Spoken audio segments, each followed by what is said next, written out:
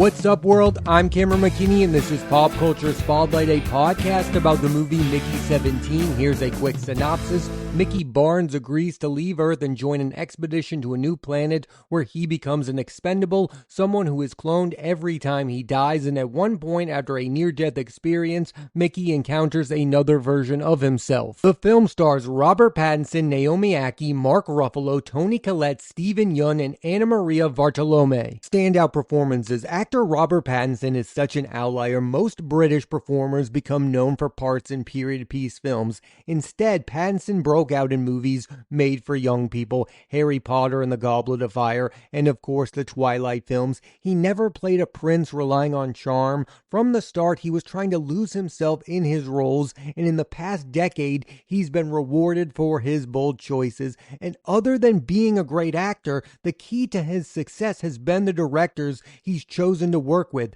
David Michôd with 2014's The Rover. Pattinson is paired with Guy Pearce in this dystopian Australian drama, and 2019's The King, which has Pattinson doing the craziest French accent of all time. He completely steals that movie. He worked with Brady Corbet on The Childhood of a Leader in 2015. It's telling that Pattinson saw something in Corbet, who just received acclaim for The Brutalist. James Gray with The Lost City of Z in 2016. This was the movie that made me realize Robert Pattinson is a great actor. He played Henry Costin, who joins Percy Fawcett, played by Charlie Hunnam, on his quest to find the lost city of Zed. Pattinson and the Safdie brothers came together with 2017's Good Time. Connie will likely go down as the signature Robert Pattinson performance. Claire Denis with High Life in 2018. This Sci-Fi is the best looking film of Pattinson's career. Robert Eggers with The Lighthouse in 2019 also. It's so impressive he was able to go toe-to-toe with Willem Dafoe, who was given all of the great dialogue in that movie. Christopher Nolan's Tenet in 2020 is the most Pattinson has ever felt like a movie star as Neil, the partner of the protagonist, played by John David Washington. Also in 2020 was The Devil All the Time, Antonio Campos' film, where Pattinson plays a preacher with a wild southern accent. I especially love his line reading of the word delusions. And finally, Matt Reeves is the Batman.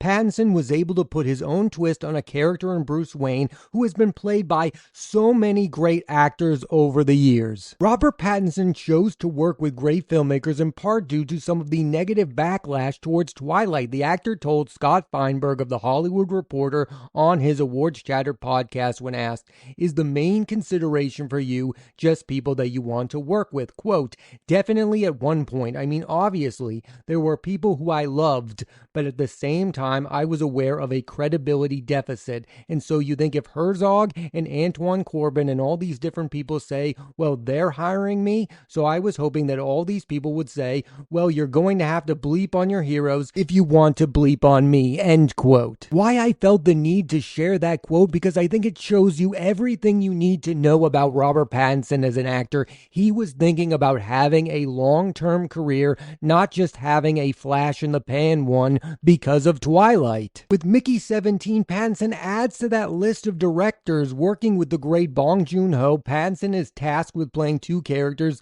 Mickey 17 and Mickey 18, with two distinct personalities. And I got to say this, Pattinson is one of the very few actors I want to see play two different characters in a movie, because he isn't pretentious. He isn't doing this to get accolades. I honestly believe he is always trying to challenge himself as an actor. I love actors who make bold choices, and some of the names that I think of are Tom Hardy and Nick Cage, and Pattinson is among those kind of actors. He will make a bold choice in a movie, and usually it ends up paying off big time. There were many who wondered if after the success of The Batman that Pattinson would start to make safer choices as a movie star. Well, Mickey 17 proves that's far from the case. Where I'm at currently with Robert Pattinson is he's my favorite actor and in the running for the best actor working today, which is why we are getting to a point where it's about time he starts getting awards recognition for his tremendous work. He should have gotten an Oscar nom for both Good Time and The Lighthouse, and I could even argue for The Batman as well. I mean, he's in a superhero movie where he, the hero, is the most interesting character on screen. How often does that happen? Usually the actor playing the hero hero gets upstaged by the actor playing the villain. I don't think Mickey 17 is going to be the answer to Robert Pattinson getting his first ever Oscar nomination. I will say it is the best comedic performance of the actor's career. Robert Pattinson's next films include Lynn Ramsey's Die My Love with Jennifer Lawrence, The Drama with Zendaya, and The Odyssey, his second film with Christopher Nolan. The star-studded cast includes Matt Damon, Tom Holland, Anne Hathaway, Zendaya, Lupita Nyong'o, Charlize Theron, Jon Bernthal, Himesh Patel, Benny Safdie, and Elliot Page. And yes, eventually we are going to get a sequel to The Batman. People need to relax with all that. Yes, it's been a long wait, but I want them to make the best movie possible, no matter how long it takes. I first saw actress Naomi Ackie in the Netflix series End of the Effing World and Star Wars The Rise of Skywalker. In 2024, she played the leading role in Zoe Kravitz's Blink Twice. That movie to me is imperfect, but she's great in it. In Mickey 17, she plays Nasha, the loyal love interest to Mickey. Ackie, like Pattinson, brings a lot of waggy energy on screen, making her a perfect match for the actor. And finally, all this past year, I've heard all this talk about how Sebastian Stan is the one Marvel actor using his superhero fame to star in interesting movies, and he deserves a lot of praise for his choices. But it's like, have you guys not been paying attention to Mark Ruffalo? Since first being the Incredible Hulk in 2012's Avengers, he starred in 2013's Begin Again, one of my favorites, where he plays a music producer trying to start over. 2014's Foxcatcher, he plays wrestler Dave Schultz. Ruffalo got an Oscar nom for the role. 2015 Spotlight, playing investigative journalist Michael Resendez, getting a second straight Oscar nomination. 2019's Dark Waters, Ruffalo plays lawyer Robert Billot. And 2023's Poor Things, playing doofus lawyer Duncan Wedderburn, getting an Oscar nomination. And I didn't even mention the HBO series I Know This Much Is True. Ruffalo has clearly used his Marvel success to star in movies made by great filmmakers. In Mickey 17, he plays a corrupt politician named Kenneth Marshall, who reminded me a lot of a current political leader. Let's talk about the director of Mickey 17, Bong Joon Ho, who won multiple Oscars for his film Parasite. His two English language films prior to Mickey 17 include 2013 Snowpiercer, a movie with one of the best Chris Evans performances, and 2017's Okja that has a crazy Jake Gyllenhaal performance. Those are good movies, but I would call them underseen by the masses. Like, Snowpiercer was not a box office hit, and Okja was a movie that was released on Netflix. I have no idea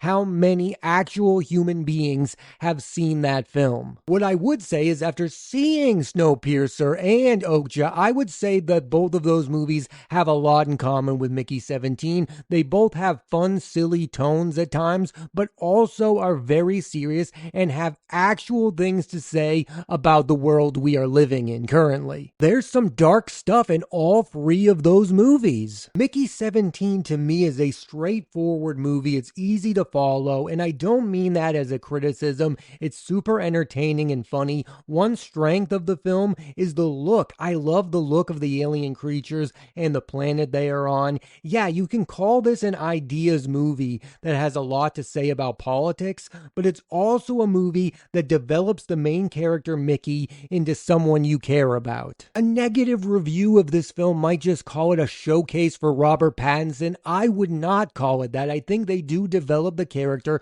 into an interesting lead. It's really interesting talking about this movie because Mickey 17 should be viewed as a triumph story. I mean, Bong Joon Ho won a lot of Oscars for Parasite. Warner Brothers gave him a boatload of money. They gave him a movie star in Robert Pattinson, who was coming off of The Batman, and they said, you make whatever movie you want to make. And then he went off and made the movie he wanted to make. And that's a good thing, except instead of talking about the actual quality of the movie, we are left talking about its poor box office results. It's worth noting that Warner Brothers pushed this movie back a year. Mickey 17 was supposed to come out in 2024. It's a wild, crazy movie that still made over $90 million at the box office. Yes, it cost $118 million, and they probably also spent a boatload of money on marketing. And I see this critique online all of the time. Why do you people care about the box office when it comes to movies?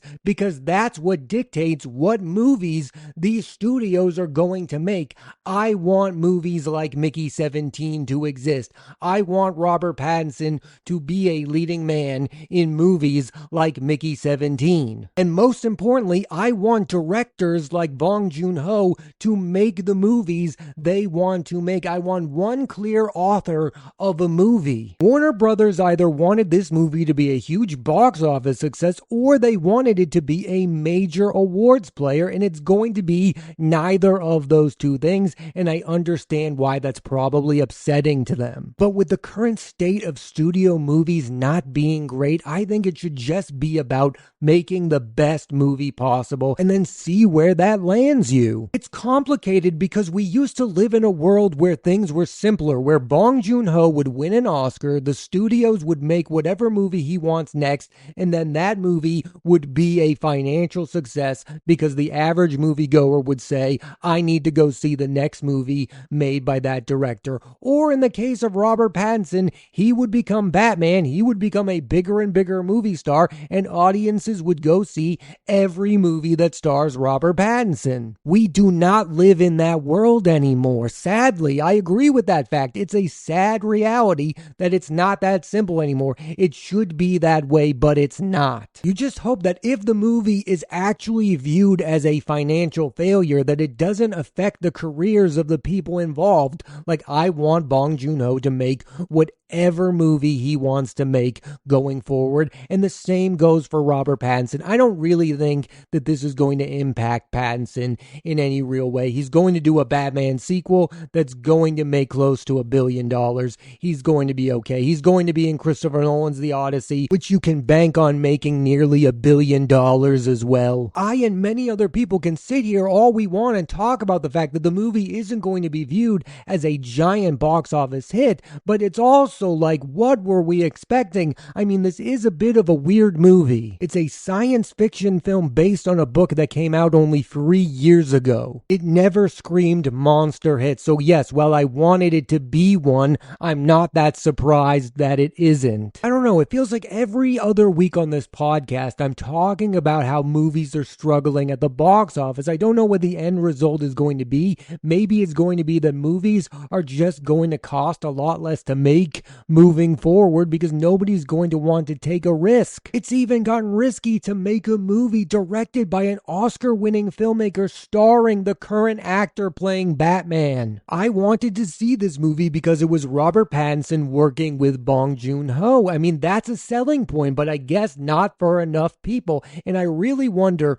what the fate is going to be for the upcoming Paul Thomas Anderson film starring Leonardo DiCaprio. I mean, people have talked about those two working together for decades now. But that is a film that also reportedly cost over $100 million.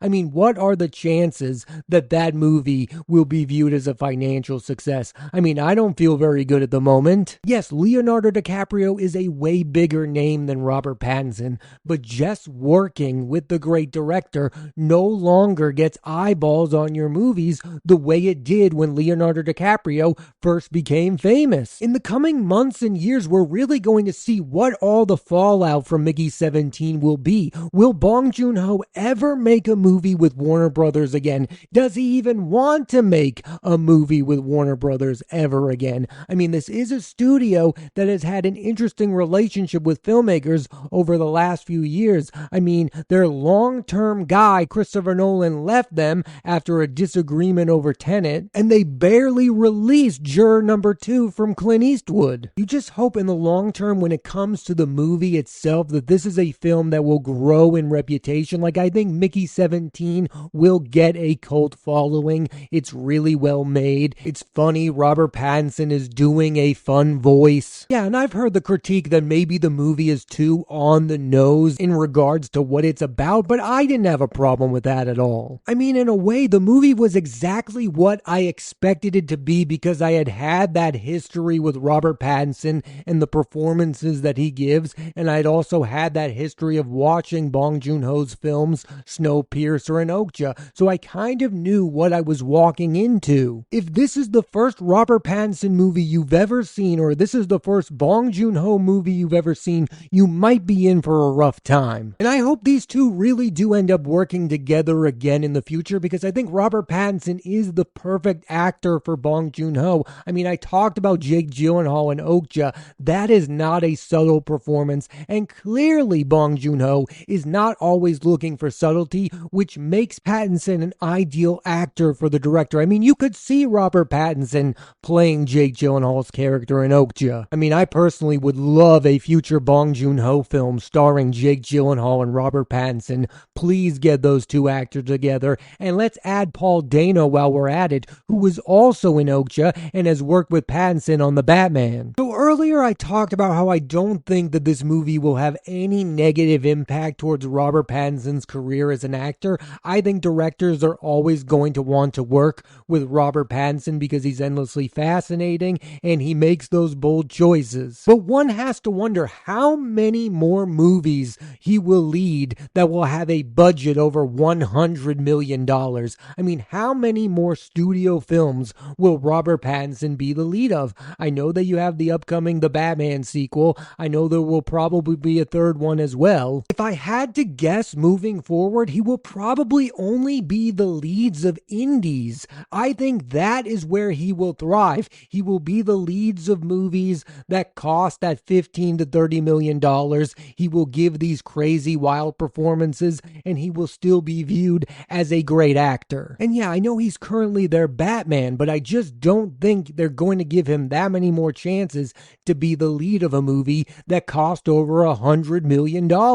And part of that might have to do with the fact that he is more of a character actor than a classic leading man. Like, Robert Pattinson does not bring his signature personality from movie to movie. He's the type of actor who should be a Bond villain and not James Bond, if that makes any sense. By the way, if Christopher Nolan does end up making a Bond film, Robert Pattinson has to be in it as the Bond villain. I would need that to happen immediately, because if Nolan makes the Bond movie and it has Aaron Taylor Johnson as Bond and Robert Pattinson as the Bond villain, that movie would be a huge success. My closing thoughts on Pattinson is this: he should continue to go down this career path of just choosing to work with the best directors possible who want to work with him. He should continue to try to find great directors who he has not worked with yet. Like, I want to see Robert Pattinson in a film directed by Sir Ridley Scott. I want to see Robert Pattinson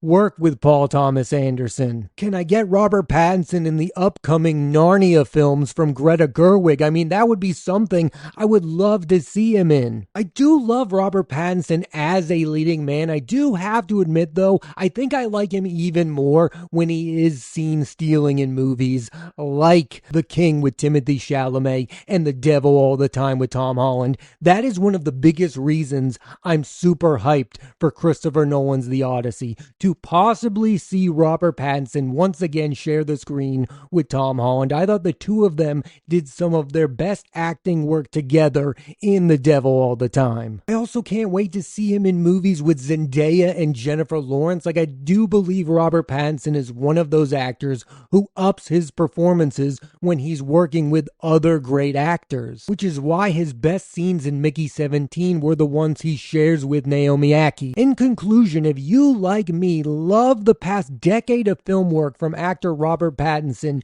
you will very much enjoy Mickey 17. If you don't, then it may not be the movie for you. It is for me anyway, because it's a big-time actor challenging himself. It's a director taking on an ambitious project. It's a sci-fi, and it's also funnier than 95% of all movies movies being made today. I personally like watching a movie and go, where the heck did that actor come up with that accent? And you will definitely have that thought after watching Robert Pattinson voice two characters in Mickey 17, a film that I think should be viewed as a victory for both Pattinson and director Bong Joon Ho. Thanks for listening to this edition of Pop Culture Spotlight. I'm Cameron McKinney, and there'll be a new episode of the podcast every Thursday on Apple Podcasts and Spotify. I highly recommend you check out Mickey 17. Next week on the podcast, I'm talking about Steven Soderbergh's Black Bag, starring Michael Fassbender and Cate Blanchett. So tune into that, and please rate,